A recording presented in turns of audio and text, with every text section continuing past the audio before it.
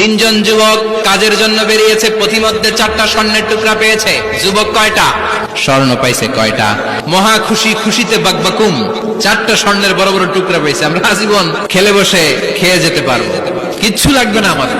3 বন্ধু বলে ভাগ করি, আরেকজন বলে ক্ষুধা রাখছে, একজন যা বাজার থেকে রুটি কিনে নিয়ে আয়, খাওয়ার পরে ভাগ করবো। একজন রুটি কিনতে গেল, শয়তান 2টারে বুঝায় ওইটারে মারতে পারলে এক ভাগ বটোয়ারা সহজ হবে, তোরা 2 জন স্বর্ণ 4টা, তুই নিবি 2টা, ও নিবে 2টা। হিসাব সহজ না?